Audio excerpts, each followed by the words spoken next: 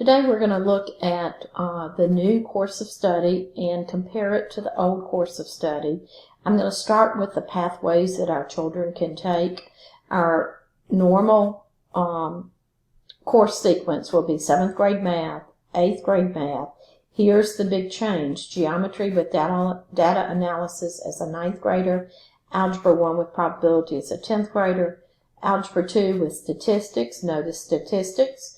That's big. That's going to be an 11th grader. And then some other math course as a 12th grader. They will still be required to get 4 math credits.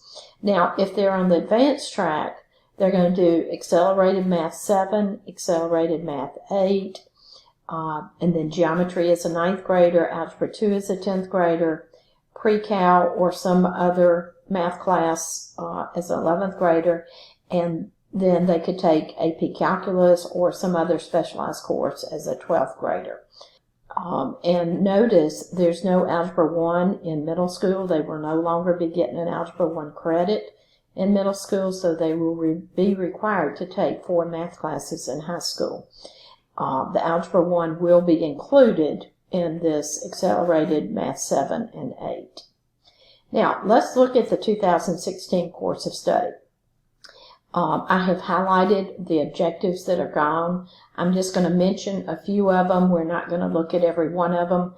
Number 6, the fundamental theorem of algebra has moved to Pre-Cal. They have taken out some of the matrix objectives. They've taken out all of the structure, seeing structure and expressions. They have taken out some of the polynomial objectives, including the remainder theorem. They have taken out some of the rational expressions objectives. They've taken out some of the quadratic formula with complex solutions. Inverse of a matrix, there's another matrix one that they've taken out. Notice that they've taken out all of the conic sections. It's been moved to Pre-Cal. We no longer do conic sections in Algebra 2.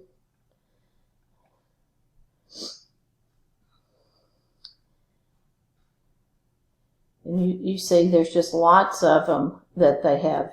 Inverse of a function, some of the trig stuff, but all of the probability, starting with Objective 41, all the way through 50, all of the probability stuff has been taken out. Now let's look at the new course of study. And it is called Algebra 2 with statistics.